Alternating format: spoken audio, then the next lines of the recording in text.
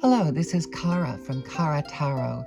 Today I'd like to share an article with you that I found interesting and relevant to my KaraTarot channel and will probably be of interest to many people within the tarot community. This is from a blog by author John C. Wright, and that's W-R-I-G-H-T. His website is sci-fi-wright.com, and the Wright in the title is spelled with the W like his name, so it's sci-fi-wright.com. His brief bio, a portion of it, says, John C. Wright is a practicing philosopher, a retired attorney, newspaperman, and newspaper editor, and a published author of science fiction. He covers many wide-ranging topics on his blog, and as I said, I think this will be of interest. As a Christian who has come back to tarot in my maturity now that I'm a senior, I frequently find, as I am always exploring and wanting to know what people say, both from the Christian side about tarot and from the tarot side about Christianity. There seem to be very few places where these things meet, and the majority of what I read will either be by Christians who claim that the tarot is evil and cannot be read, or by people who practice the tarot who say that Christianity can't blend with it. And both of these opinions seem to be coming from a position of ignorance of the other. So both are trying to protect their own idea of what their thing is and not allow an outside influence. However, there clearly are many people in the community that blend the two. What I would say is required is discernment, spiritual discernment, and also spiritual maturity, because you really can't have spiritual discernment without spiritual maturity. Now, I happen to have come to this as a senior. There are people that can come to this earlier in life. As we all know, maturity doesn't come at any particular age. So I am always interested in articles like this, which speak to the confluence of both of these things. Whether or not I agree with everything that is said in the article, I found it very interesting and certainly philosophically smart and well-researched in the way that it's put together. I may also read one of the comments that came beneath this, because I also found that to be an interesting bit of information to add to it. I will say there are a couple word uses in here which may offend some people, but as I typically do read historic novels, I do read audiobooks, I do not change the language as it was originally.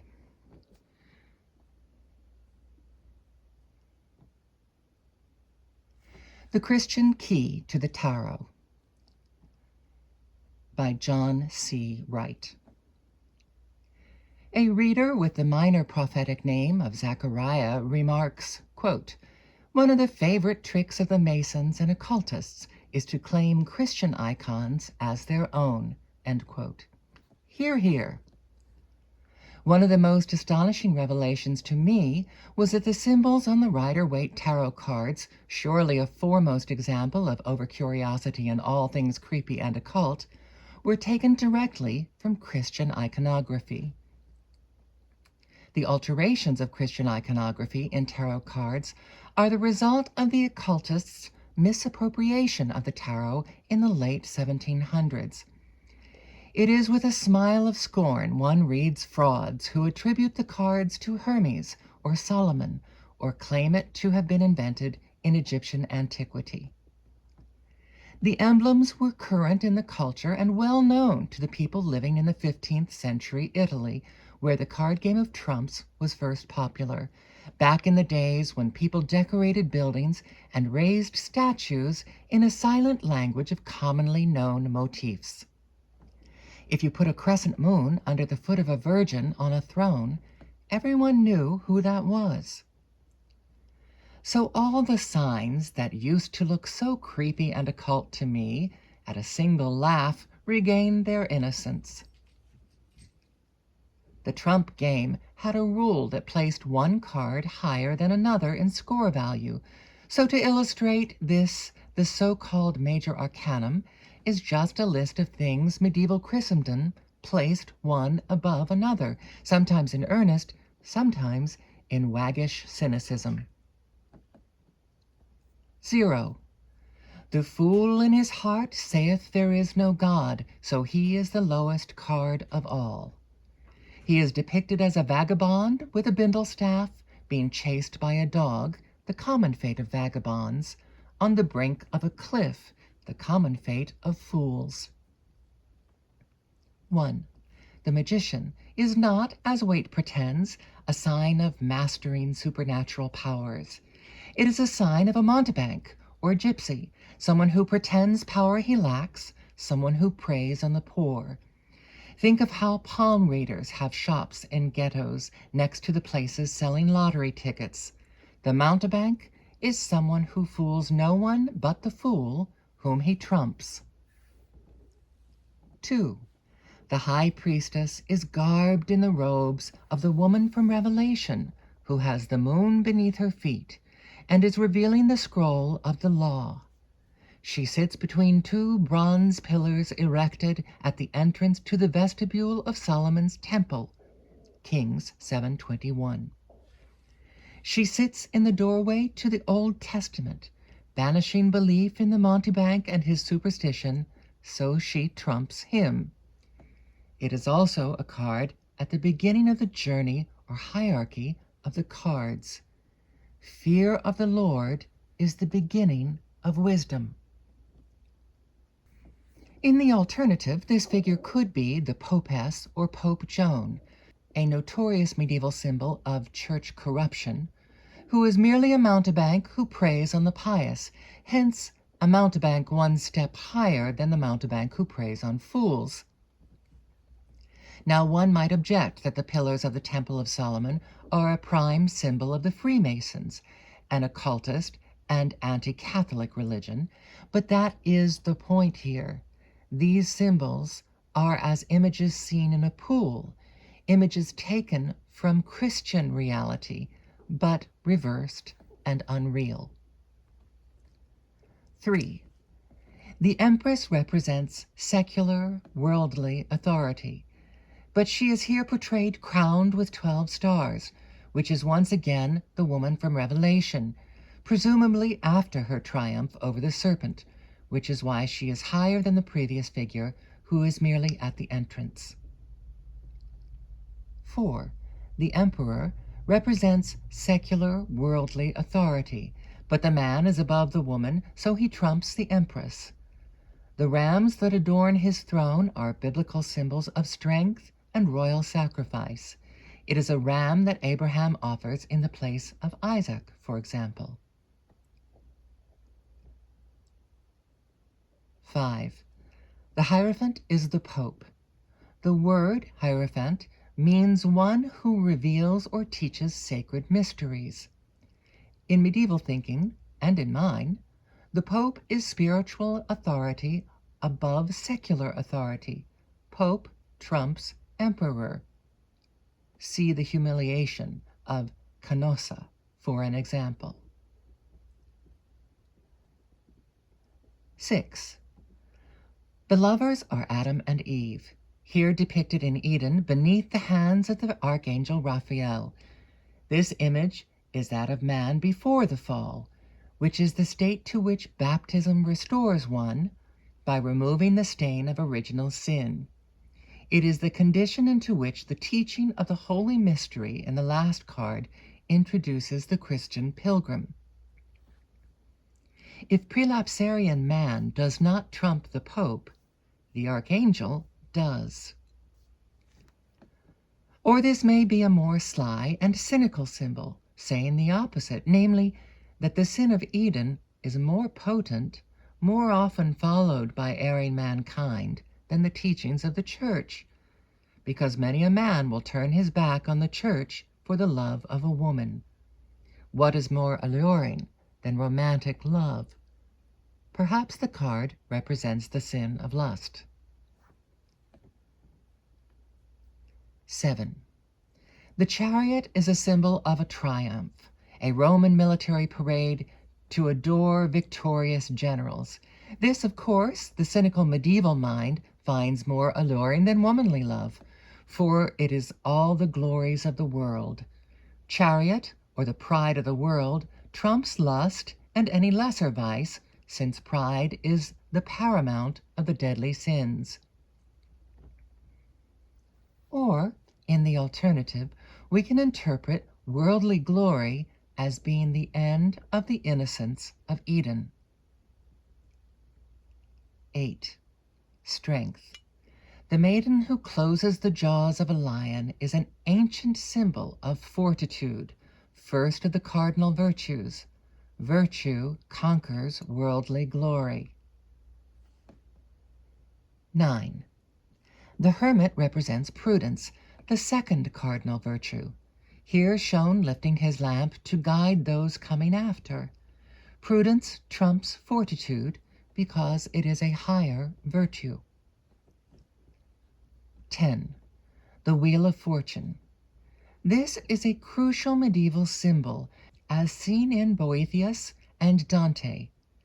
Note that the four evangelists, in their disguises as the four living creatures of Revelation, are seated at the corners of the card.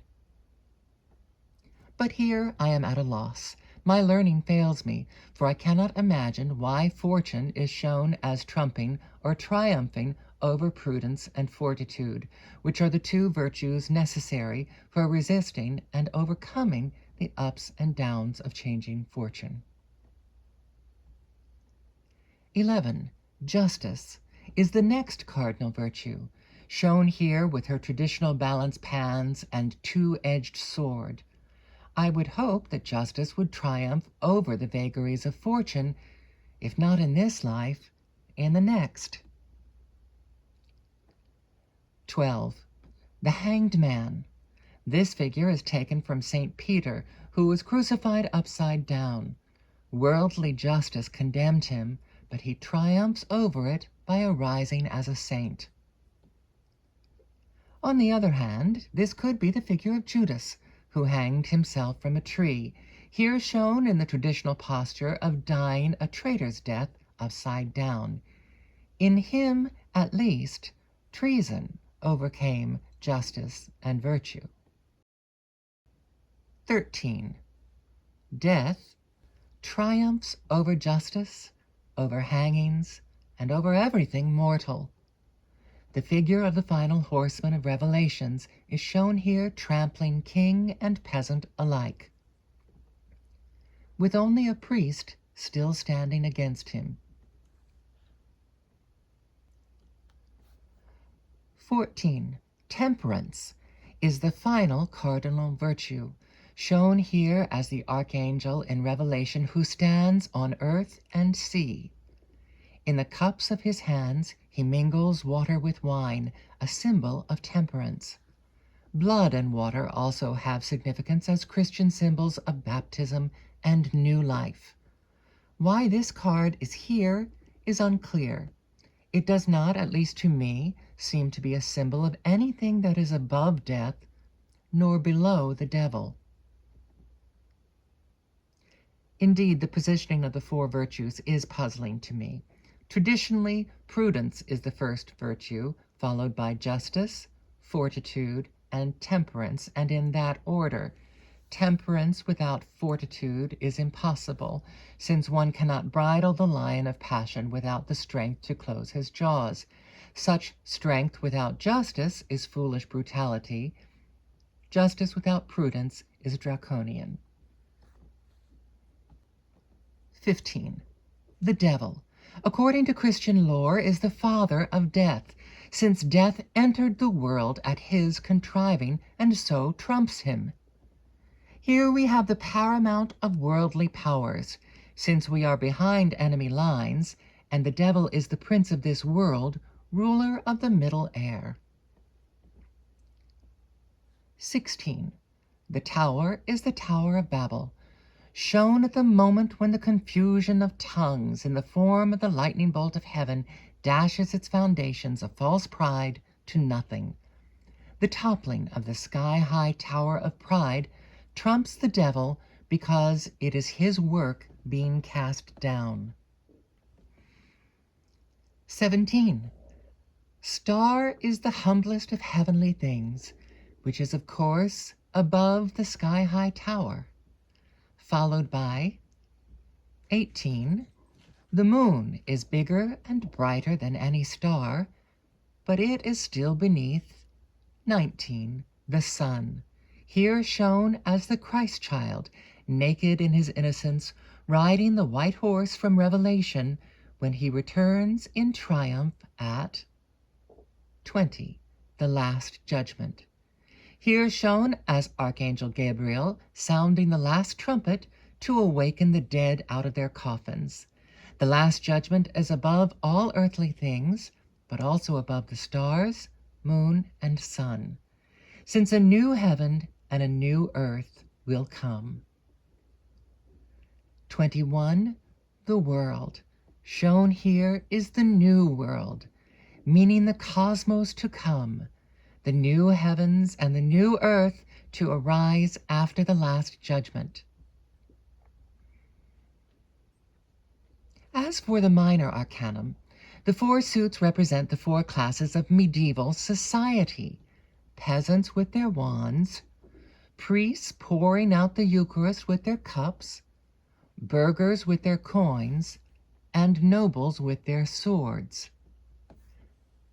Once one sees the overwhelming Christian symbolism from which these things are taken, trying to see them as some sort of syncretic or hermetic symbols of generic masculine or feminine energy, or as astrological or elemental magical signs, or New Age rumfuddle, becomes difficult or impossible. Each pair of extremes implies the spectrum between, so that everyone between the vagabond and the emperor represents the hierarchy of classes. Above the emperor is the pope, but he is subordinate to the vices from lust, the least of the deadly sins, to pride, the greatest. But these in turn are trumped by the four virtues. Treason, death, and devil rule all things below, but heavenly things are above his cruel reign, which ends with the last judgment and a new heaven and earth, a new world. There you have it. The most eldritch and pervasive of all occultist symbols turn out to be not arcane symbols of hidden meaning, but images taken directly from biblical and classical sources. There is nothing in Oriental or Near Eastern or North mythology to align with these symbols, and the only use of classical mythology symbols are those which were baptized and adopted into common usage by Christendom, such as showing temperance with her mixing bowls, or justice with her sword and balance scales. There is nothing occult, nothing hidden or magical in it at all. It is a picture version of a sermon, starting with the fool who says in his heart that there is no God, running through the worldly vanities and turns of the wheel of fortune, to those things that triumph over vanity and fortune, then over the worldly rulers of this present darkness, then over betrayal and death and the devil, to those things that triumph over all things, the new heavens and the new earth. The tarot deck itself is a corruption, and any good Christian should avoid fortune-telling or trafficking with similar spirits for the same reason he should avoid sodomy and trampling the poor. Heaven abominates the misuse of heavenly gifts. But the thing the occultists corrupted was as innocent and Christian as the illustrated woodcuts in Gustave Doré's Bible, from a card game no more unlawful or untoward than rummy or whist.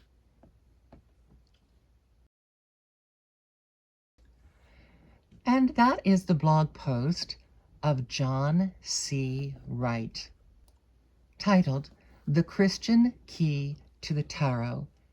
And that was published on his blog May 20th, 2023. Wright's blog post ends by showing various illustrations by Gustave Doré from illustrations that he did for the Bible, and also one illustration that he did for Dante's Divine Comedy. If you wish to make comments to that text, I suggest that you go to his website and look up this blog and make your comments on his blog post. I personally was grateful for this post and also for many of the comments that were made, because they seemed to be very thoughtful. Whether or not I agreed with the thoughts, they seemed to be very thoughtful and well-researched, much more so than a lot of conversations about the combinations of Christianity and the tarot. Certainly many people commenting are reference having read and know the commentary of Waite himself, so the comments themselves are also worth reading.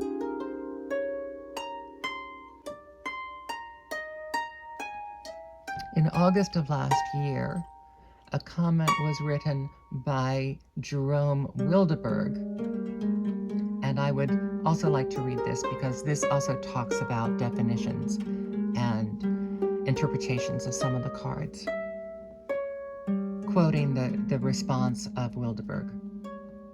To anyone looking for a sane and sober assessment of the origin and meaning of the tarot cards, one that, while open to the possibility of esoteric symbolism, does not get carried away with occultist mumbo-jumbo, I would recommend the following books.